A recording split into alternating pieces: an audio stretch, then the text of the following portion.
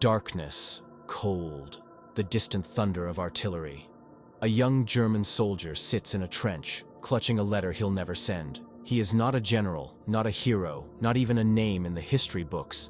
But for one brief moment, his thoughts were louder than the war itself. What did it mean to fight for a cause you didn't choose? To march forward while knowing each step might be your last? To wonder if your family would remember you as a patriot or a villain?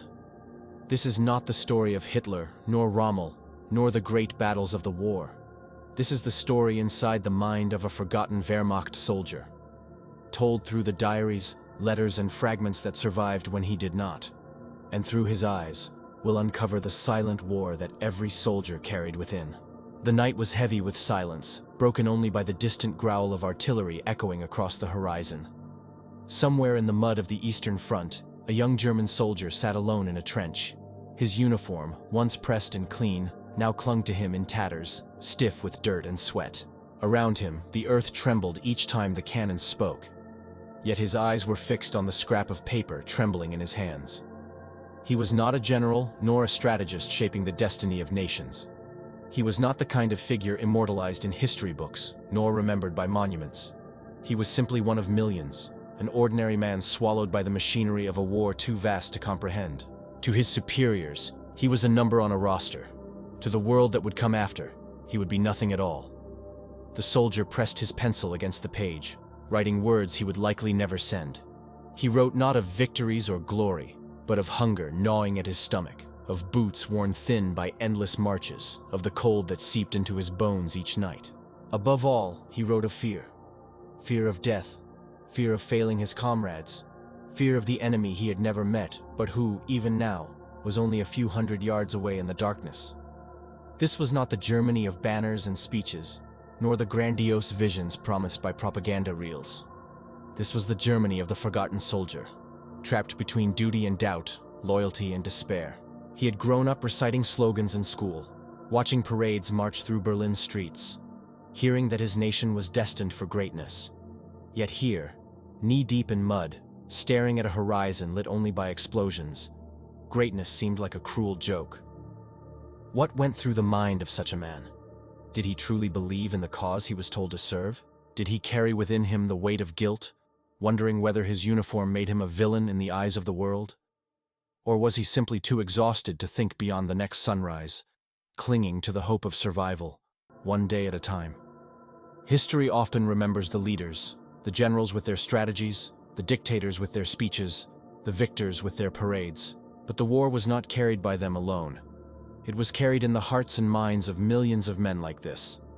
Soldiers who did not shape history, but who bore its crushing weight in silence. This story is not about Hitler. It is not about Rommel or the grand battles already told countless times. It is about a single, nameless soldier of the Wehrmacht, a man who left behind nothing but fragments of thought on fading paper. Through these fragments, we can glimpse a hidden war, not the clash of tanks or the roar of aircraft, but the quiet struggle inside the human mind. And it is here, in the silence of a trench and the trembling of a pencil on paper, that the forgotten soldier reveals himself. His war was not fought on maps or decided in conference rooms. His war lived within him, in every doubt, every fear, and every fleeting hope that one day he might see home again. This is his story, the story inside the mind of a forgotten Wehrmacht soldier. To understand the mind of a forgotten Wehrmacht soldier, one must first understand the world that created him. In 1939, when the war erupted across Europe, millions of young Germans were swept into its tide. The Wehrmacht, the regular armed forces of Nazi Germany, was not a small elite corps, but a vast machine of war that absorbed men from every walk of life. Farmers and factory workers, students and clerks, fathers and sons, each was drawn into uniform, bound not by personal choice, but by duty, propaganda, and the relentless hand of conscription. Unlike the notorious SS, the Wehrmacht was not built upon an oath of fanatical ideology. It was the common army, the face of ordinary Germany at war. Its ranks were filled with men who often had little say in the matter. Men who may have carried private doubts even as they wore the eagle and swastika upon their sleeves. Yet once in uniform, there was no escape. They marched where they were ordered, fought when commanded, and endured in silence. The German state presented the war as destiny. From radios and posters, from classrooms and pulpits, came the message that Germany had been betrayed in the last war and humiliated by unjust treaties. Now, at last, the fatherland would rise again. For some, this call to arms sparked pride. For many others, it sparked confusion and fear. But in the machinery of the Third Reich, individual fears mattered little. By 1941, as Hitler's armies swept deep into the Soviet Union, the Wehrmacht had become the largest and most powerful fighting force the world had ever seen. Millions marched eastward, their boots crushing the soil of foreign lands, their rifles aimed at an enemy they were told was less than human. Propaganda promised easy victories, but reality painted a different picture. Endless marches, brutal winters, and the unrelenting resistance of those they sought to conquer. To the outside world, the Wehrmacht appeared invincible, a juggernaut moving with mechanical precision. But inside its ranks lived men of flesh and blood, men who wrote letters home begging for food. Men who wondered why they were freezing in Russian snow when victory had been promised months before. Men who did not understand the politics that had thrown them into battle, but who bore the consequences all the same. The forgotten soldier was one of them. His world was not Berlin's grand speeches or the polished boots of parades. His world was the biting wind of the steppe, the hunger in his belly, the ache of carrying a rifle too heavy for too many miles. He knew little of ideology and less of strategy. What he knew was mud, fatigue, and the gnawing question of survival. The Wehrmacht was not a faceless monolith. It was millions of private struggles stitched together into one vast uniform. Some believed deeply in the Reich's vision. Others fought only because they feared the consequences of refusal. And most, caught in between, were young men who wanted only to survive the war and return home. It is within this vast human sea that the story of the forgotten soldier takes shape. His mind, his doubts, and his fears cannot be understood without grasping the larger machine that consumed him. For while history often speaks of armies in numbers, of divisions and battalions, it is in the life of the individual soldier that the true cost of war is revealed. The forgotten soldier was not an exception. He was the rule. An ordinary man, trapped in extraordinary times, whose story was lost beneath the weight of nations. For the forgotten soldier, the journey into war did not begin with the crack of gunfire or the scream of shells. It began much earlier, in classrooms and town squares, in the whispered conversations of neighbors and the stern expectations of family. By the late 1930s, every corner of German life had been infused with the rhetoric of the Reich. Posters declared the duty of youth to defend the fatherland. Teachers spoke not only of history and mathematics, but of sacrifice and destiny. Even children's songs carried the refrain of loyalty to the nation. When the time came, there was little question of choice. Conscription was law, and resistance was unthinkable. A letter arrived, crisp and official, summoning the young man to serve. For some, it was a moment of pride, their families beaming as they left in uniform. For others, it was a quiet death of dreams. A scholar who would never finish his studies, a farmer who would abandon his fields, a son who might never return to his mother's table. The forgotten soldier joined thousands of others at the local station, where trains groaned with the weight of youth departing for an uncertain future. He carried little, a bag packed with spare clothes, perhaps a photograph of loved ones, maybe a small keepsake tucked secretly into his pocket. Around him, the air was thick with bravado and nervous laughter. Some sang patriotic songs as the train pulled away. Others stared silently out the window, memorizing the faces of those they left behind. Training camps awaited.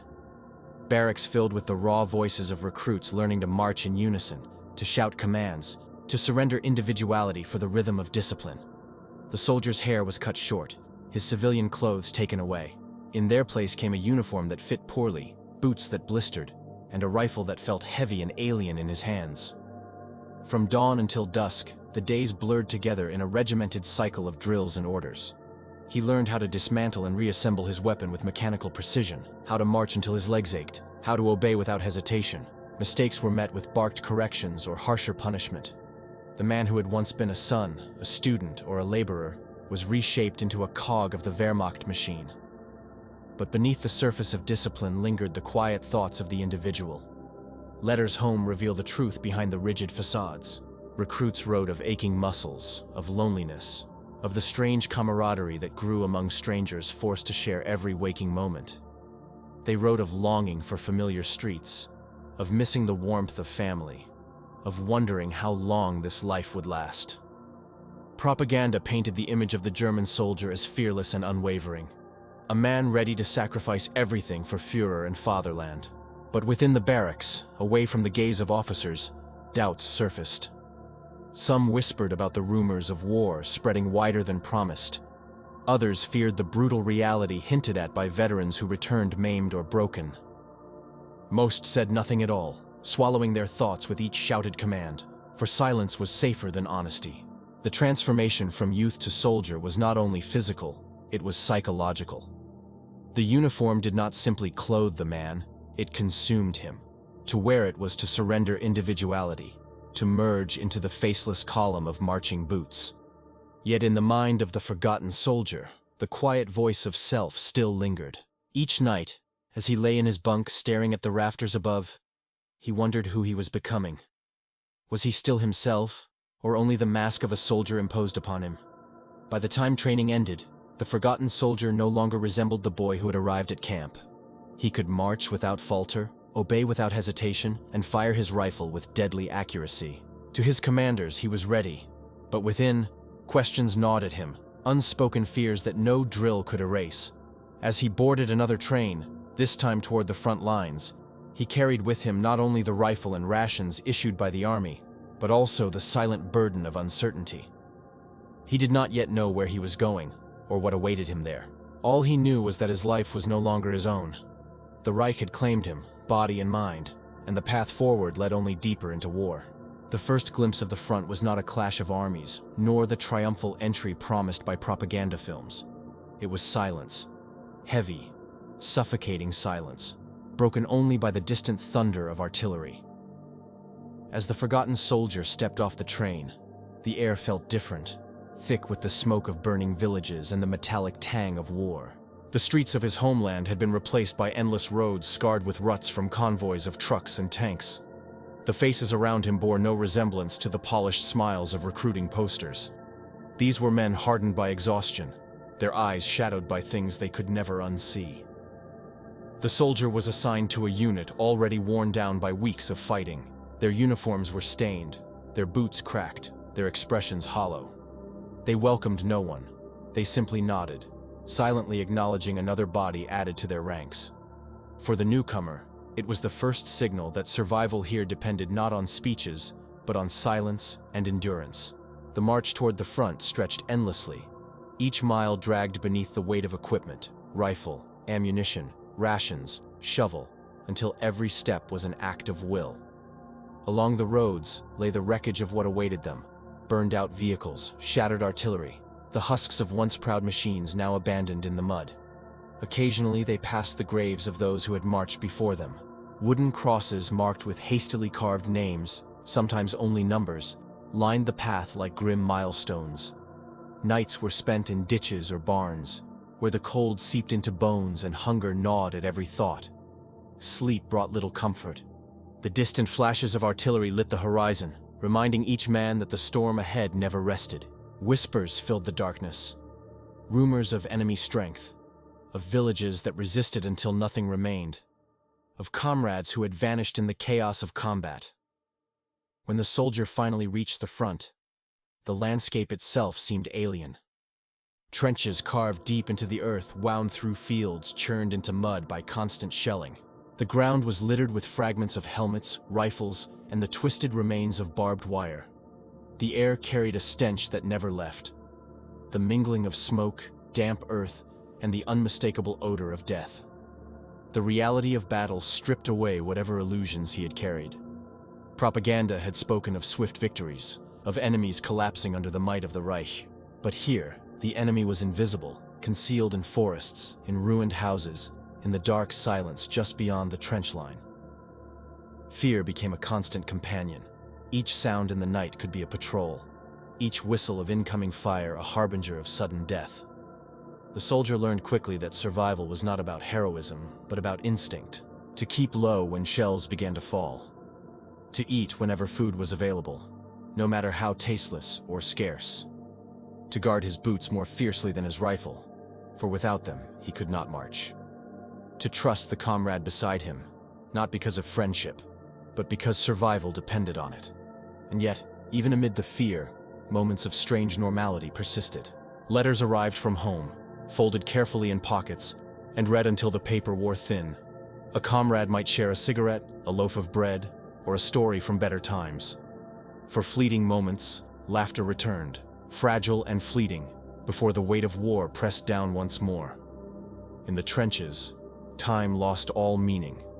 Days and nights blurred together in an endless cycle of waiting and terror. The soldier began to understand that war was not a series of battles won or lost. It was a relentless erosion of body and spirit, a slow grind that consumed everything it touched. For the forgotten soldier, the front was not a place of glory. It was a place where each sunrise felt like borrowed time, where each step forward carried the shadow of death. He had arrived as a soldier of the Reich. He now lived as a man clinging to survival, one heartbeat at a time. The first true battle came without warning. At dawn, the horizon erupted in fire. Shells screamed overhead, tearing the air apart before slamming into the earth with deafening force.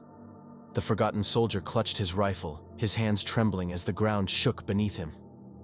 Dirt rained down from the trench walls, mixing with the sweat that poured down his face. He had trained for this moment, drilled endlessly to respond with precision. Yet no drill could prepare a man for the chaos of war made real. The order to advance came abruptly. Men climbed from the safety of the trench, their silhouettes swallowed by smoke and dust. The soldier followed, stumbling forward, the weight of his rifle suddenly unbearable. The world around him dissolved into a blur of sound and fury. He heard nothing but the relentless pounding of artillery and the frantic pounding of his own heart. Bullets sliced the air, invisible but merciless. To his left, a comrade fell wordlessly, his body collapsing into the mud. To his right, another cried out, clutching a wound that bled through cloth and skin. The soldier kept moving, though each step felt detached from will, as if his body acted on instinct while his mind recoiled in terror. The enemy remained unseen, hidden behind trees, ruins, and smoke. Flashes of muzzle fire betrayed their presence, each spark a reminder that death waited in every direction. The soldier threw himself to the ground, pressing his face into the dirt, the smell of earth and blood mingling in his lungs. For long moments, he could not move. Fear pinned him as firmly as the weight of his pack. But war offered no refuge. An officer's shout cut through the chaos, urging men to rise, to push forward. The soldier obeyed, though his legs shook beneath him. He fired blindly into the haze, his finger pulling the trigger without thought. The recoil jolted him, but he could not tell if his bullets struck flesh, wood, or nothing at all. In battle, the enemy was less a man than a shadow, a faceless shape that threatened his existence. Time fractured. Minutes stretched into eternity, each second a test of survival. The soldier's ears rang with explosions, his vision narrowed by smoke and sweat. At moments he felt certain he was already dead, his body moving only out of habit, his mind suspended between terror and disbelief. When the fighting finally subsided, silence returned with shocking suddenness. It was not peace, but a silence heavy with the groans of the wounded and the stillness of the dead. The field around him was unrecognizable, a landscape scarred by fire and torn bodies. Where once there had been comrades, now lay only twisted shapes in mud. The forgotten soldier stood among the survivors, his rifle still clutched tightly in his trembling hands. His uniform was torn, his boots soaked in filth. He felt neither pride nor victory, only emptiness, a numbness that dulled the horror of what he had seen. The lessons of training had taught him how to fight. The battle had taught him what fighting truly meant. That night, as he sat in the trench, the soldier could not eat. The taste of bread and water turned bitter in his mouth. He stared at the flickering flame of a candle stub, replaying the chaos again and again. The sound of his comrade's last cry echoed in his ears, the image of lifeless eyes seared into memory. Sleep offered no escape. Each time he closed his eyes, the battlefield returned, more vivid than before. Fear had changed him. It was no longer the vague anxiety of training camps or the restless nights of waiting. It was a constant presence, a shadow that followed him with every step. He realized now that war was not a story of glory told by speeches. It was mud, blood, and the knowledge that death lurked a heartbeat away. For the forgotten soldier, the first battle was not a triumph. It was an awakening to the fragility of life, to the indifference of war, and to the cruel truth that survival did not depend on courage, but on chance. When the guns fell silent, even for a moment, the war continued within. The forgotten soldier carried with him a small bundle of letters, folded and refolded until the creases wore thin. They were his tether to another world, a world of kitchens warm with bread, of fields untouched by fire, of faces he feared he might never see again. In the trenches, by the dim light of candles or the flicker of a match, he opened them as if drawing breath after being submerged. His own words, however, were harder to write. Each sheet of paper was both a lifeline and a burden. What could he say to those waiting at home? The truth, that the mud swallowed men whole, that fear was constant, that comrades vanished in an instant, was unthinkable. So he wrote carefully, selecting each word with restraint. He described the weather, the cold that clung to every limb. He mentioned the food, always scarce, always tasteless. Sometimes he dared to write of longing, of the hope to sit once more at a familiar table, of the wish to hear laughter without the echo of explosions. He avoided speaking of death, though death was all around him. To spare his family was to carry the weight alone. Yet between the lines, fragments of truth emerged. "It is quiet today," he wrote, though the silence was filled with dread. "We are well," though he had buried friends only days before. The paper absorbed what his voice could not confess, that he felt himself changing, that the boy who had left home was fading, replaced by a man who lived only in the shadow of survival. In his thoughts, those he never dared to write, darker questions stirred. Was this war just?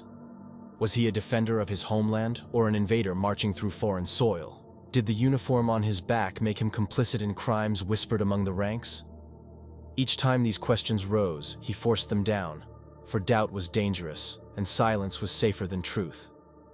The act of writing was not only communication, it was defiance. A way to preserve the remnants of humanity in a world intent on erasing it. The scratch of pencil on paper became a rhythm of survival, a fragile assertion that he was more than a weapon, more than a number, more than a uniform. He often imagined his words crossing the miles of battlefield and border, carried by train and by hand, until they reached the doorstep of his family. He pictured his mother unfolding the page, her eyes moving slowly over each line, searching for reassurance. He hoped she would believe the half-truths he sent, and not see the silence between them. Among his comrades, letters were treasures beyond measure. Men traded rations for envelopes, shared ink when supplies ran dry, read aloud the lines of sweethearts and wives to keep the memory of love alive. And when letters failed to arrive, when silence stretched too long, fear settled heavier than any artillery barrage. For the forgotten soldier, these fragile pages became his true battlefield. Here, on paper, he waged the quiet war between honesty and hope, despair and endurance. Every word he sent was both shield and confession, a fragment of his soul carried across a continent.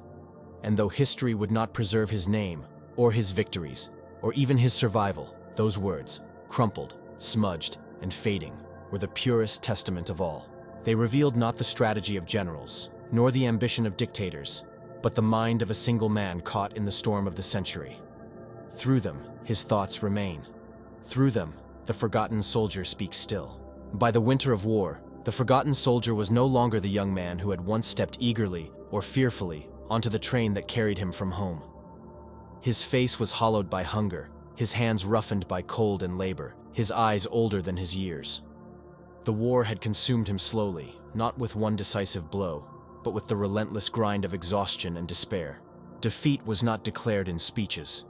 It was whispered first in the trenches, hinted in the weary eyes of officers, felt in the emptiness of supply wagons. Promises of quick victories had long since crumbled into endless retreats. Each step backward through ruined towns and scorched fields carved deeper into the soldiers' spirits. They had once marched as conquerors. Now they marched as shadows, carrying nothing but the weight of survival. Hunger became their constant companion. Rations dwindled to scraps, black bread hard as stone, watery soup that barely warmed the body. Men scoured abandoned farms for anything edible, boiled weeds and roots, gnawed on whatever could trick the stomach into silence. The forgotten soldier's uniform hung loose upon him, a ragged shell of cloth that no longer offered warmth. The cold was merciless. Winters on the Eastern Front froze men where they stood, weapons stiff with ice, breath crystallizing in the air.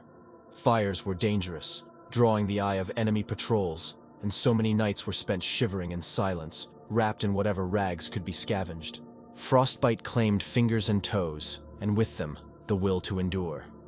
Yet perhaps the greatest wound was not of body, but of spirit. The belief in victory had drained away, leaving behind only a quiet resignation. The soldier no longer wondered when the war would end, but whether he would live to see its ending. Letters from home spoke of bombings, of shortages, of families scattered by air raids. There was no safe place left, not in the trenches, not in the towns, not even in the memories of home. Comrades who had once offered laughter and camaraderie now dwindled, one by one. Some fell in battle. Others succumbed to illness, to frost, to wounds that could not heal. Replacements arrived, but their faces were younger, their eyes filled with the same fear he had once carried. He watched them as one watches ghosts, knowing their fates before they did. Even officers could no longer mask the truth. Orders grew desperate, chaotic, driven less by strategy than by survival. Retreats were framed as tactical maneuvers, defeats as temporary setbacks, but the soldiers knew better. Each ruined village abandoned, each river crossed in haste, was another admission that the Reich was crumbling. The forgotten soldier marched on, not for Führer, not for fatherland, not for ideology, but simply because stopping meant death. He marched through mud, through snow, through the ruins of cities once claimed as victories. He marched with blistered feet and empty stomach, with a rifle he barely trusted to fire. He marched because there was no other choice. In the end, the greatest enemy was not the opposing army, but the slow erosion of hope. Hope that he would see his family again. Hope that the suffering would end. Hope that his survival meant something beyond the next breath. Each day stripped a little more away, until only the instinct to endure remained. By the final years of war, he was a man hollowed out, surviving not by strength, but by habit. His body moved forward, but his mind often drifted elsewhere, back to memories of warmth, of laughter, of a life untouched by fire. Yet even those memories grew faint, like smoke dispersing in the wind. The forgotten soldier's war had become less about battles won or lost, and more about the simple act of enduring one more day. A war of attrition, not only of armies, but of souls. And in that war, every man who survived carried scars far deeper than those left by bullet or shrapnel. The war eventually ended, but for the forgotten soldier, the echoes did not fade with the last gunshot. He returned, if he returned at all, to a world that had moved on without him. Cities had been rebuilt, families reshaped by loss, landscapes scarred by memories no one dared speak aloud.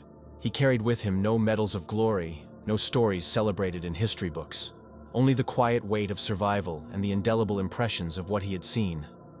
In the quiet moments, he remembered the faces of those who had fallen beside him, men who were once strangers and had become brothers in mud and fire. He remembered the letters he had sent home, half-truths crafted to shield his loved ones from the horrors he endured.